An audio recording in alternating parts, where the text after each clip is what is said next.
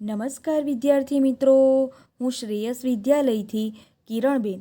આજે આપણે ધોરણ 10 ગુજરાતી માધ્યમ વિષય સામાજિક વિજ્ઞાન વિષયાંક પ્રકરણ 17 આર્થિક સમસ્યાઓ અને પડકારો ગરીબી અને બેરોજગારી ભાગ 5, જેમાં વિદ્યાર્થી મિત્રો આપણે બેરોજગારી ઘટાડવાના ઉપાયો અને વિશ્વ શ્રમ બજાર વિશે વિસ્તૃત ચર્ચા કરીશું. બેરોજગારી ઘટાડવાના ઉપાયો. વિદ્યાર્થી મિત્રો, આપણે બેરોજગારી એટલે શું, બેરોજગારીના કારણો વિશે ચર્ચા કરી, જેના આધારે આપણે બેરોજગારી ઘટાડવાના ઉપાયો વિશે વિસ્તૃત અભ્યાસ કરીશું. તો કે બેરોજગારીની સમસ્યા આપણા આયોજનની એક સૌથી નબળી કડી છે. ગરીબી અને બેરોજગારી બંને સગી બહેનો છે. તમને વિધાન પણ પૂછાય છે. તો આ બંને વચ્ચે કેવો સમસંબંધ છે. બેરોજગારીને પરિણામે ગરીબી ઉદ્ભવે છે, કારણ કે બેરોજગારીને પરિણામે જે લોકો છે એમને રોજગારી મળતી નથી, એટલે કે એમને આવક પ્રાપ્ત થતી નથી. આવક ન મળવાને પરિણામે તેઓ પોતાની પાયાની જરૂરિયાતો પણ ખરીદી શકતા નથી. તો કે આવી જે પાયાની જરૂરિયાતો છે તે તેઓ મેળવી શકતા નથી, અને તેને પરિણામે તેમનું જીવન ધોરણ કેવું નીચું રહેવા પામે છે, અને તેને પરિણામે દેશનો આર્થિક વિકાસ છે તે પણ ધીમો રહેવા પામે છે, અને એને પરિણામે ગરીબોની સંખ્યામાં વધારો થતો જાય છે. તો કે આ બંને વચ્ચે કેવો સમસંબંધ છે. ગરીબીનું મુખ્ય કારણ જ બેરોજગારી છે, અને આ પડકારરૂપ સમસ્યાની અસર એ યુવા શિક્ષિત વ્યક્તિઓમાં વિશેષ જોવા મળે છે, જેવી કે તેઓના શિક્ષણ વિશેના રસ રુચિ અભિગમમાં ઘટાડો થવો, સામાજિક અને માનસિક પરિસ્થિતિ પર વિપરીત અસર પડવી. જે બેરોજગાર યુવાનો છે તો કે એમને રોજગારી ન મળતા તેઓ સામાજિક હિંસા તરફ વળે છે, બરાબર. જે ગેરકાનૂની કે ચોરી, લૂંટફાટ, ખંડણી વગેરે જેવા પ્રવૃત્તિઓમાં જોડાઈ જતા હોય છે. મનોવૈજ્ઞાનિક દ્રષ્ટિએ રોજગારી ન મળવાને કારણે તેઓ હતાશામાં ધકેલાઈ જાય છે. તેમનામાં આત્મવિશ્વાસ ઓછો થઈ જાય છે. જો લાંબા સમય સુધી તેઓ બેકાર રહે તો યુવાનો અસામાજિક અને અનૈતિક પ્રવૃત્તિઓમાં જોડાઈ જતા હોય છે, જેમ કે માદક દ્રવ્યોનું સેવન કરવું, માદક દ્રવ્યોની હેરાફેરી કરવી, ગેરકાનૂની વ્યવસાયો કરવો, ચોરી, લૂંટફાટ, ખંડણી, વસૂલી જેવા ગુનાહિત કૃત્યો કરવા માટે તેઓ પ્રેરાય છે. સામાજિક અને આર્થિક અસમાનતામાં વધારો થાય છે. વર્ગભેદ સર્જાય છે. જીવન ધોરણ કઠડે છે. બેકારી સાથે ભાવવૃદ્ધિ જોડાતા ગરીબોની અને બેકાર કુટુંબોની સ્થિતિ વધુને વધુ કપરી બનતી જાય છે અને દયનીય બનતી જાય છે. તેઓ માદક દ્રવ્યોના કે અન્ય વ્યસનો તરફ વળે છે. તો કે જે કુટુંબો હોય છે, સંયુક્ત કુટુંબો હોય છે, એમાંની જે વ્યક્તિઓ હોય છે તેમને કામ ન મળે, બેકાર બનવું પડે, તો એને પરિણામે એવા જે કુટુંબો છે તેની પરિસ્થિતિ કપરી બની જતી હોય છે, અને તે આવા જે કુટુંબો છે તેઓ વ્યસન તરફ વળે છે, અને બેરોજગારીની અસર વ્યક્તિ, કુટુંબ તેમજ અર્થતંત્ર પર અને સામાજિક દ્રષ્ટિએ પણ ઘાતક પુરવાર થાય છે. તો આ રીતે બેરોજગારીની અસર એ ખૂબ જ પ્રભાવિત કરતી હોય છે સમાજને, કુટુંબને, અર્થતંત્રને, રાષ્ટ્રને. બેરોજગારી ઘટાડવાની સરકારી યોજના અને કાર્યક્રમોનો આગળ આપણે ગરીબી નિવારણ કાર્યક્રમમાં અભ્યાસ કર્યો છે, પરંતુ અહીં સરકારે કેટલાક લીધેલા ઉપાયો છે તે વિશે આપણે માહિતી મેળવીશું. સૌપ્રથમ છે, ભારતમાં ઝડપી આર્થિક વૃદ્ધિ દર વાર્ષિક 10% જેટલો ઊંચો લક્ષ્યાંક રાખીને સિદ્ધ કરવા સર્વગ્રાહી પગલાં ભરવા. તો આપણે આર્થિક વૃદ્ધિ દર 10% સિદ્ધ કરવાનો લક્ષ્યાંક રાખ્યો છે, તો એ માટે કયા પ્રકારના પગલાઓ ભરવા જોઈએ? તો કે જાહેર અને ખાનગી ક્ષેત્રમાં મૂડીરોકાણનું પ્રમાણ વધારવું. શા માટે વધારવું? કારણ કે મૂડીરોકાણનું પ્રમાણ વધારીશું તો લોકોને આપણે રોજગારી પૂરી પાડી શકીશું. જાહેર અને ખાનગી ક્ષેત્ર બંનેમાં રોજગારીની તકોમાં વધારો થશે. અર્થતંત્રમાં કૃષિ સહિતના નાના અને ગૃહ ઉદ્યોગો, કુટીર ઉદ્યોગો, એ તમામ જે ઉદ્યોગો છે અને પ્રદેશોમાં ઝડપી અને સંતુલિત વિકાસ સાધવા રોજગારીના નવા ક્ષેત્રો ખોલવા જોઈએ. તો કે આવા જે ગૃહ ઉદ્યોગો છે, કુટીર ઉદ્યોગો છે, એવા જે ઉદ્યોગોનો પણ વિકાસ થવો જોઈએ, અને એ માટે રોજગારીના નવા ક્ષેત્રો ખોલવા જોઈએ. સરકારે રોજગારી વધારવા માટે અનેક યોજના દ્વારા આર્થિક સહાય, શિક્ષણ, તાલીમના કેન્દ્રો શરૂ કર્યા છે. તો જે ગ્રામ્ય વિસ્તારો છે, જે પછાત વિસ્તારો છે, ત્યાં આ પ્રકારના જે યુવા વર્ગના લોકો છે, જે અશિક્ષિત છે, એવા લોકોને આ પ્રકારે તાલીમ આપવામાં આવે છે, શિક્ષણ આપવામાં આવે છે અને આર્થિક સહાય પણ પૂરી પાડવામાં આવે છે. અને એમના માટે રોજગારીના ક્ષેત્રો પણ ખોલવામાં આવ્યા છે અને એ દ્વારા બેરોજગારી ઘટાડવા માટેના પ્રયત્નો થઈ રહ્યા છે. નંબર 2, શ્રમ પ્રધાન ઉત્પાદન પદ્ધતિ પર આધારિત વપરાશી વસ્તુનું ઉત્પાદન કરતા એકમો, નાના અને લઘુ ઉદ્યોગો, ગ્રામોદ્યોગ, હાથશાળા અને હસ્તકલા કારીગરને લગતા હુન્નર ઉદ્યોગોનો વિકાસ હાથ ધરવો જોઈએ. તો કે આપણે ત્યાં જે મૂડી પ્રધાન ઉત્પાદન પદ્ધતિ અપનાવી હતી અને ઉદ્યોગોમાં જે યાંત્રિકીકરણ કરવામાં આવ્યું હતું અને એ યંત્રોને પરિણામે કેટલાક જે શ્રમિકો કે કારીગરો હતા એમને છૂટા કરવામાં આવ્યા હતા. તો કે એવા જે કારીગરો બેકાર બન્યા હતા. તો એ આપણે ત્યાં વિકાસશીલ દેશનું એક મહત્વનું લક્ષણ છે વસ્તી વધારો. તો એ જે વધતી જતી વસ્તી છે તેમને રોજગારી મળી રહે એટલા માટે આપણે કઈ ઉત્પાદન પદ્ધતિ અપનાવવી જોઈએ? શ્રમ પ્રધાન ઉત્પાદન પદ્ધતિ. તો કે એના દ્વારા જે હાથશાળ ઉદ્યોગો છે, હસ્તકલા કારીગરના જે કારીગરો છે તેમને રોજગારી મળી રહેશે અને નાના તેમજ લઘુ ઉદ્યોગોમાં ઓછું મૂડીરોકાણ કરવામાં આવે છે અને ઓછા મૂડીરોકાણે વધુ લોકોને આપણે રોજગારી પૂરી પાડી શકીએ છીએ. તે માટે યોજનાઓમાં પ્રોત્સાહક નીતિઓ અમલમાં મૂકવી. નંબર 3, ગ્રામીણ ક્ષેત્રે ખેતી સિવાયના સમયની બેરોજગારી ઘટાડવા માટે ખેતરોમાં એકથી વધુ પાક લઈ શકાય એવી પદ્ધતિ વિકસાવવી. તો કે બેરોજગારી ઘટાડવા માટે જે ગ્રામ્ય વિસ્તારમાં ખેતી કરવામાં આવે છે એ ખેતરોમાં એકથી વધુ વખત પાક લઈ શકાય એવી પદ્ધતિ અપનાવવી જોઈએ. એટલે કે ઉત્પાદન પદ્ધતિમાં ફેરફાર કરતા રહેવું જોઈએ. નવી જમીન ખેડાણ હેઠળ લાવવી. પ્રત્યેક ખેતરને પાણી, વીજળીની સુવિધાઓ ઉપલબ્ધ કરવી. નાની મોટી સિંચાઈ યોજનાઓ, ડેમો, ચેકડેમો, જળાશયો, નહેરો, ટ્યુબવેલ, બંધો, સડકના બાંધકામની પ્રવૃત્તિઓ, ખેતી સંલગ્ન પ્રવૃત્તિઓ, મરઘા બતકા, મત્સ્ય ઉછેર, પશુપાલન, ડેરી ઉદ્યોગ, વનીકરણના કાર્યક્રમો દ્વારા ગ્રામીણ ક્ષેત્રે ઓછા મૂડીરોકાણથી વધુ લોકોને રોજગારી પૂરી પાડી શકાય છે. એ મુજબ રોજગારલક્ષી આયોજન થવું જોઈએ. તો કે રોજગારલક્ષી આયોજન થવું જોઈએ. જે ગ્રામ્ય ક્ષેત્રે વસવાટ કરતા લોકો છે એમને રોજગારી મળી રહે એ માટે. એ ઉપરાંત માળખાકીય સુવિધાઓનો વિકાસ થાય. જે માળખાકીય સુવિધાઓની અછત હતી તો કે એવા જે રસ્તા, બંધોનું નિર્માણ થાય એટલા માટે જે ગામના લોકો છે ગામના લોકોને જ રોજગારી પૂરી પાડવી જોઈએ. જે સિંચાઈ યોજના દ્વારા જે કેનાલો હોય છે એ કેનાલો બનાવવામાં, જળાશયો, ચેકડેમો બનાવવામાં એ ગામના લોકોનો જ ઉપયોગ, એ ગામના લોકોને જ રોજગારી પૂરી પાડવી જોઈએ. બરાબર. જેથી જે રોજગારીના જે પ્રશ્નો છે તે હલ થઈ શકે અને લોકોને રોજગારી મળી શકે. તો આ પ્રકારની યોજનાઓ હાથ ધરવી જોઈએ. તેમજ કૃષિ અને કૃષિ સંલગ્ન ઉદ્યોગોને પ્રોત્સાહન આપવું જોઈએ. નંબર 4, ગ્રામીણ ક્ષેત્રે રોજગારીની તકો વિસ્તારવી જોઈએ જેથી તેઓને ત્યાં જ પૂરતી આવક અને રોજગારી પ્રમાણસર મળી રહે. જે ગ્રામ્ય વિસ્તારના લોકો છે તેઓ રોજગારી મેળવવા માટે શહેરો તરફ વળ્યા છે. બરાબર. તો કે શહેરો તરફ ન વળે અને ગ્રામ્ય વિસ્તારમાં તેમને રોજગારી મળી રહે તો એ પ્રકારની વ્યવસ્થા કરવી જોઈએ. તો શહેરો તરફનું સ્થળાંતર ઘટાડી શકાય છે. પરિણામે જે વસ્તી ગીતતાના પ્રશ્નો ઉદ્ભવે છે તે પ્રશ્નોને પણ ઘટાડી શકાય અને રોજગારીની માંગ પરનું દબાણ ઘટાડી શકાય. કૃષિ ક્ષેત્રે બાગાયતી ખેતી, સેન્દ્રિય ખાતર આધારિત ખેતી, સૂકી ખેતી, બહુલક્ષી પાક પદ્ધતિ, શાકભાજી, ફળોની ખેતી તરફ વધુ જોગ આપીને પ્રોત્સાહન આપવું. તો અત્યારે પ્રોત્સાહન આપવામાં આવે છે ખેડૂતોને અને તેને પરિણામે તેઓ રોકડિયા પાકો લેતા થયા છે અને તેને પરિણામે તેમની આવક પણ વધી છે. બરાબર. ત્યાર પછી બાગાયતી ખેતી પણ સૌથી વધારે પ્રમાણમાં કરવામાં આવે છે.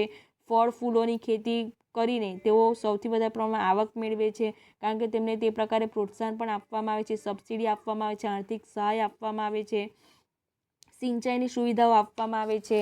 ત્યાર પછી જંતુનાશક દવાઓ, સુધારેલા બિયારણો ખરીદવા માટે તેમને ધિરાણની સુવિધા આપવામાં આવે છે. ગ્રામીણ ક્ષેત્રે શિક્ષણની ગુણવત્તા અને પ્રમાણ વધે તેના પર વધુ ધ્યાન આપવું. તો કે જે ગ્રામ્ય વિસ્તારના લોકો છે તેમાં ગ્રામ્ય વિસ્તારના લોકોમાં સાક્ષરતાનું પ્રમાણ ઓછું છે અને એ સાક્ષરતાનું પ્રમાણ વધારવા માટે શિક્ષણની ગુણવત્તા સુધરે એના પર પણ ભાર આપવું જોઈએ. શિક્ષણ એ માત્ર પુસ્તકીય જ્ઞાન કે સૈદ્ધાંતિક જ્ઞાન ન હોવું જોઈએ પરંતુ ટેકનિકલ કે પ્રાયોગિક જ્ઞાન પણ તેમને પૂરું પાડવું જોઈએ.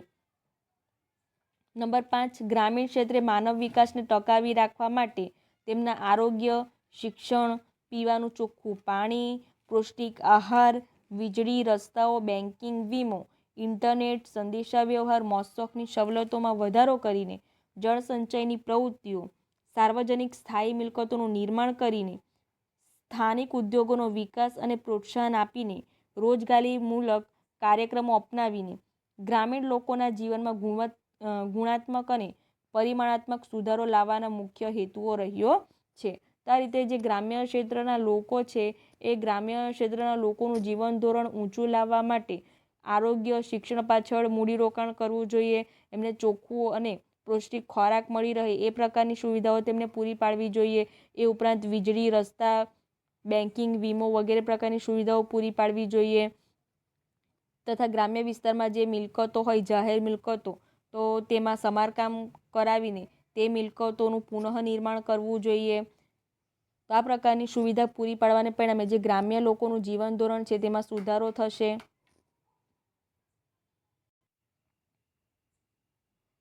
નંબર 6, શિક્ષિત બેરોજગારી અને યુવા બેરોજગારીમાં ઘટાડો કરવા માટે તેઓમાં કૌશલ્યનો વિકાસ કરવો અને શિક્ષણને અનુરૂપ રોજગારી પૂરી પાડવી. તો વિદ્યાર્થી મિત્રો, જે શિક્ષિત બેરોજગારી છે એમાં ઘટાડો કરવા માટે એમને જે શિક્ષણ પૂરું પાડવામાં આવે તે કેવું હોવું જોઈએ? તેમનો કૌશલ્યનો વિકાસ થાય તે પ્રકારે હોવું જોઈએ. બરાબર, શિક્ષણને અનુરૂપ રોજગારી પૂરી પાડી શકાય તે પ્રકારનું શિક્ષણ હોવું જોઈએ.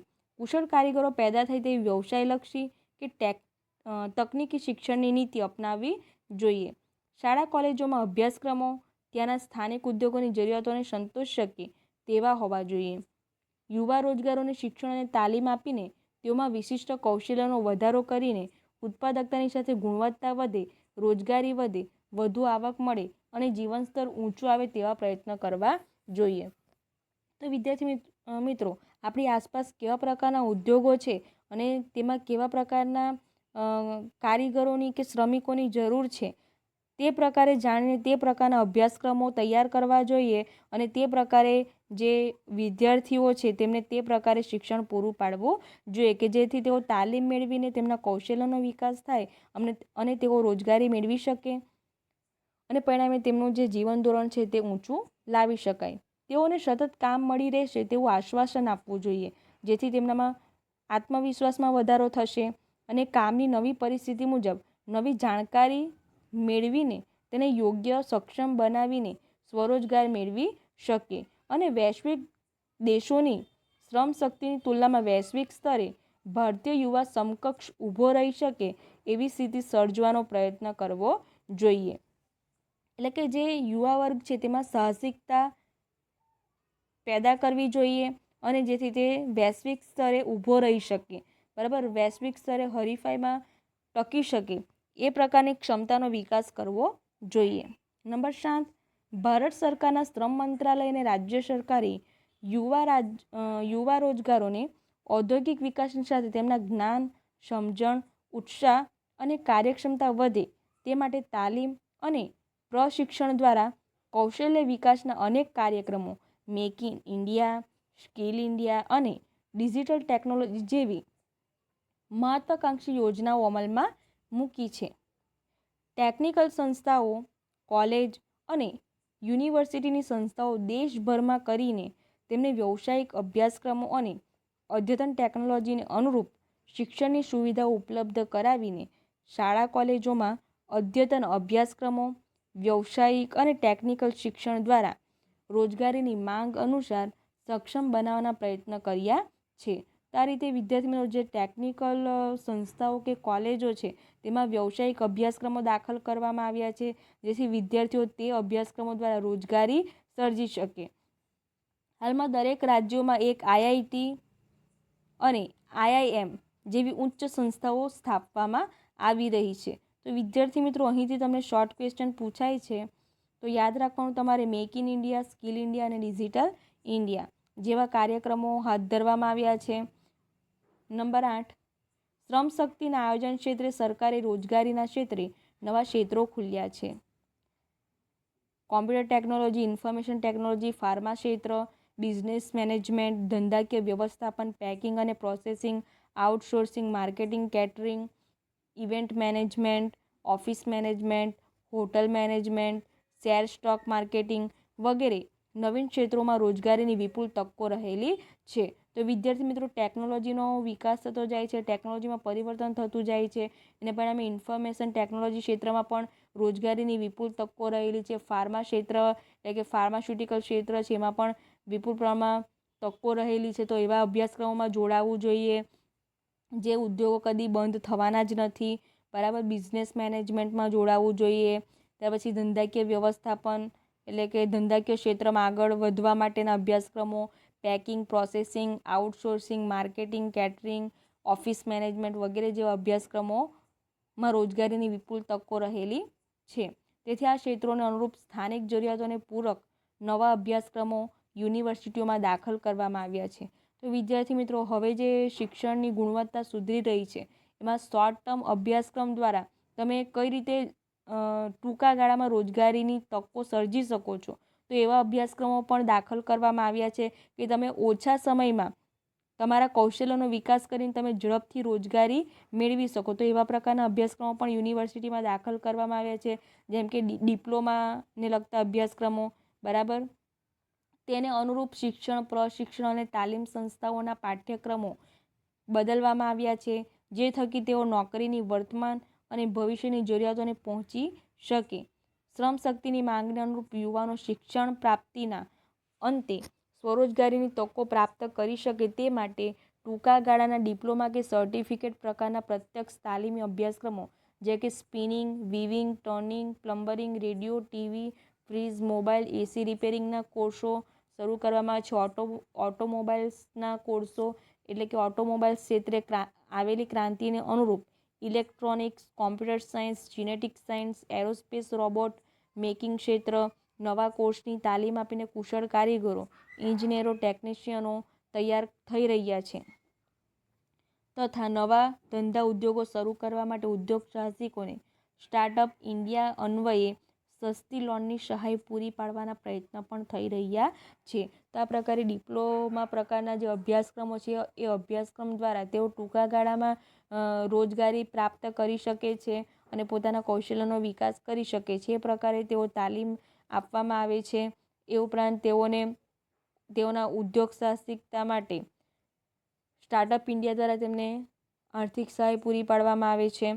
સ્થાનિક ઉદ્યોગોની સાથે રહીને તાલીમ સંસ્થાઓનો સહકાર પરસ્પરના સંકલન દ્વારા શક્ય બન્યું છે. તો વિદ્યાર્થી મિત્રો, આ જે પ્રકારના જે અભ્યાસક્રમો છે, તમે જે અભ્યાસક્રમમાં જોડાવાના છે, બરાબર, તો તમારે શું બનવું છે અને એ માટે કેટલી રોજગારીની તકો રહેલી છે, રોજગારીની તકો કેટલા પ્રમાણમાં રહેલી છે તે જાણીને પછી જ તમારે તે અભ્યાસક્રમમાં જોડાવવું જોઈએ.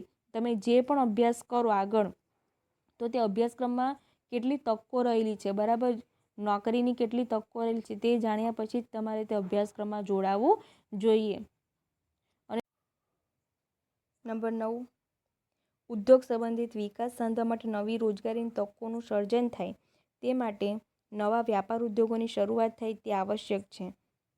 યુવાઓમાં ઉદ્યોગ સાહસિકતા વધે, કુશળતા અને સંગઠન શક્તિની સાથે મૂડીરોકાણ પણ જરૂરી છે. તો વિદ્યાર્થી મિત્રો, ઉદ્યોગોનો વિકાસ થશે તો આવા જે ઉદ્યોગો છે તે લોકોને રોજગારીની તકો પૂરી પાડશે અને તેથી આવા ઉદ્યોગોનો વિકાસ થાય તે ખૂબ જ જરૂરી છે.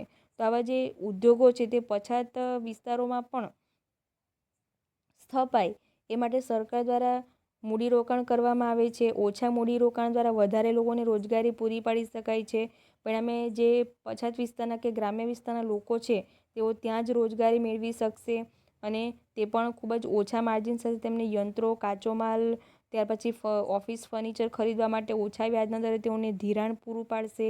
વેચાણ માટેની સહાયતા માટે અનેક પ્રકારની યોજનાઓ દ્વારા સ્વરોજગારીની તકોને પ્રોત્સાહન આપવા માટે અનેક પ્રકારના પગલાઓ ભરવામાં આવ્યા છે.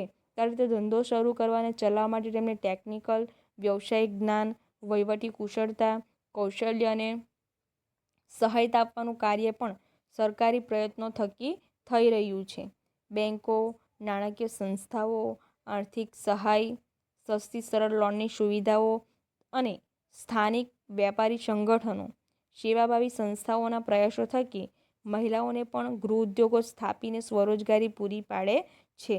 આમ પરંપરાગત વ્યવસાયોમાંથી બહાર નીકળીને કુટુંબના સભ્યોની એક નવી પેઢી તૈયાર થઈ, જેણે નવા નવા વેપાર ધંધાને અને ઔદ્યોગિક ક્ષેત્રોની ક્ષિતિજોને વિસ્તારી છે. તો આ પ્રકારે વેપાર ઉદ્યોગનો વિકાસ કરવા માટે સરકાર દ્વારા જે પછાત વિસ્તારના લોકો છે તેમને રોજગારી મળી રહે અને બેરોજગારીની સમસ્યા હલ થઈ રહે તે માટેના વિવિધ પ્રકારની યોજનાઓ અમલમાં આવી રહી છે. નંબર 10, રોજગાર વિનિમય કેન્દ્રો. તો કે આવા જે રોજગાર વિનિમય કેન્દ્રો છે તે રોજગારીની શોધમાં જે વ્યક્તિઓ હોય છે, શ્રમિકો, કામદારો કે શિક્ષિત યુવા વર્ગના લોકો હોય છે તેમને કામ આપવા માટેનું કાર્ય કરે છે. આવી સંસ્થાએ શિક્ષિત બેકારોની નોંધણી કરે છે. એ માટે તમારા જે સર્ટિફિકેટ હોય છે, તમારા અભ્યાસક્રમના જે સર્ટિફિકેટ હોય છે તે લઈને ત્યાં તમારે નોંધણી કરાવવા માટે જવાનું હોય છે. ત્યાર પછી તેઓ તમને એમ્પ્લોયમેન્ટ રજિસ્ટ્રેશન નંબર તમને આપે છે, તમારો રજિસ્ટર્ડ નંબર. ત્યાર પછી જે અપડેટ્સ હોય છે તેની તમને જાણકારી પણ આપતા રહે છે. એ ઉપરાંત તમે મારું ગુજરાત પર તમે ઈમેલ આઈડી એડ કરો એટલે તમને તમામ પ્રકારની અપડેટ્સ ત્યાં મળી રહેતી હોય છે. તો આ પ્રકારની વિશ્વસનીય માહિતી આ રોજગાર વિનિમય કેન્દ્ર તરફથી મળતી હોય છે. કોઈક ઉદ્યોગમાં કોઈક વેકેન્સી હોય તો તે તમારી લાયકાતને યોગ્ય હોય તો તમને તે પ્રકારની માહિતી પણ મળી રહેતી હોય છે.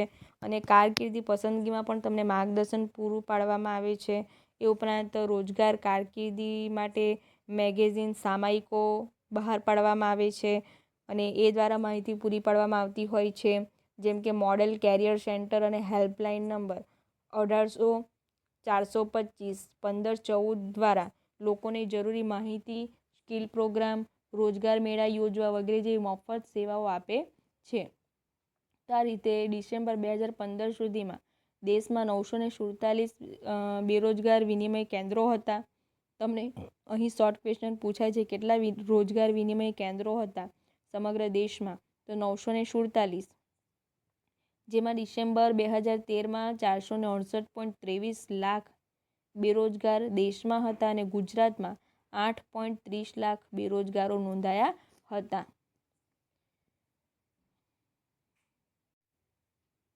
વિશ્વ શ્રમ બજાર.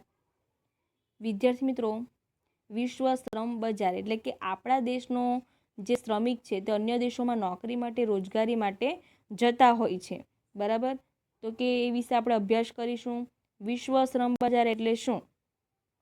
વિશ્વના દેશો પોતાના શ્રમિકોનું આદાન પ્રદાન કરે, આપ-લે કરે તો તેને વિશ્વ શ્રમ બજાર કહે છે. આંતરરાષ્ટ્રીય કક્ષાએ શ્રમિકોનું એક દેશમાંથી બીજા દેશમાં સ્થળાંતર શેના માટે થતું હોય છે? તો કે રોજગારી માટે, એટલે કે રોજગારી અર્થે, વેપાર ધંધા અર્થે, તાલીમ કે ઉચ્ચ અભ્યાસ અર્થે થાય, જેને શ્રમની આંતરરાષ્ટ્રીય ગતિશીલતા કહે છે. તો વિદ્યાર્થી મિત્રો, અનેક વિદ્યાર્થીઓ હોય છે તે ઉચ્ચ શિક્ષણ મેળવવા માટે, તાલીમ માટે અન્ય દેશોમાં જતા હોય છે. બરાબર? અથવા તો રોજગારી મેળવવા માટે, નોકરી મેળવવા માટે, વેપાર ધંધા માટે અન્ય દેશોમાં જતા હોય છે.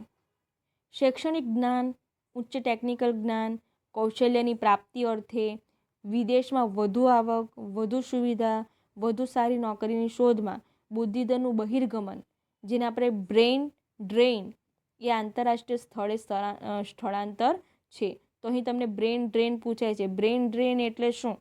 તો ઉચ્ચ શિક્ષણ મેળવવા માટે, ઉચ્ચ ટેકનિકલ જ્ઞાન, કૌશલ્ય પ્રાપ્ત કરવા માટે, વિદેશોમાં વધુ આવક, વધુ સુવિધા, વધુ સારી નોકરીની શોધમાં બુદ્ધિધનનું જે બહિર્ગમન થાય છે, જેને આપણે બ્રેઇન ડ્રેઇન તરીકે ઓળખીએ છીએ. તો એ પ્રકારે વ્યાખ્યા તમારે જણાવવાની. સામાજિક મોભો વધારતું આ દેશાવર ગમન હમણાં વધુ ધ્યાનકર્ષક રીતે પ્રચલિત થયું છે. બુદ્ધિશાળીઓ અને પ્રતિભાશાળી વ્યક્તિઓ, તાલીમ પામેલ, કુશળ અને સુસજ્જ કારીગરોના અન્ય દેશોમાં સ્થળાંતર થવાના કે ત્યાં જ સ્થાયી થવાના વધતા વલણના કારણે આપણા દેશમાં બુદ્ધિ પ્રતિભા ધરાવતી, ટેકનિકલ જ્ઞાન સંપન્ન અને વૈજ્ઞાનિક માનસ ધરાવતી તેજસ્વી પ્રતિભાઓની ખોટ વર્તાય છે. કારણ કે આપણે ત્યાંથી શિક્ષણ મેળવીને અન્ય દેશોમાં જાય છે વધુ સારી નોકરીની શોધમાં, વધુ સારી સુવિધાઓ પ્રાપ્ત કરવા માટે, અને તેને પરિણામે આપણા દેશમાં એવા જે વૈજ્ઞાનિક માનસ ધરાવતા કે બુદ્ધિ પ્રતિભા ધરાવતા લોકોની ખોટ વર્તાય છે. વૈશ્વિકીકરણ અને ઉદારીકરણને લીધે અર્થવ્યવસ્થામાં એક નવી સ્થિતિનું સર્જન થવા લાગ્યું છે. તો આ રીતે 1991ની જે આર્થિક નીતિ છે, વૈશ્વિકીકરણ, ઉદારીકરણ, ખાનગીકરણ, તો એને પરિણામે એક નવી જ પરિસ્થિતિનું નિર્માણ થયું છે. અત્યાધુનિક, કુશળ અને માહિતી તકનીક એટલે કે IT ઉદ્યોગોનો વિકાસ થયો છે, આઈટી ઉદ્યોગોનો વિકાસ થયો છે, સંદેશા વ્યવહાર ટેકનોલોજી, બાયોટેકનોલોજી, કોમ્પ્યુટર ક્ષેત્રે કે દાક્તરી અભ્યાસના ક્ષેત્રે જ્ઞાન અને કુશળતા પ્રાપ્ત કરનારની માંગ વધી છે. તો આ રીતે ઉદ્યોગોનું મહત્ત્વ વધતું ગયું, ઉદ્યોગોનું ઉત્પાદન ક્ષેત્રે ફાળો પણ વધતો ગયો. અનેક દેશો આવા વિશિષ્ટ શૈક્ષણિક લાયકાત અને કુશળતા પ્રાપ્ત લોકોની, તાલીમ પામેલ કુશળ શ્રમિકોની, તજજ્ઞોની ભરતી કરે છે.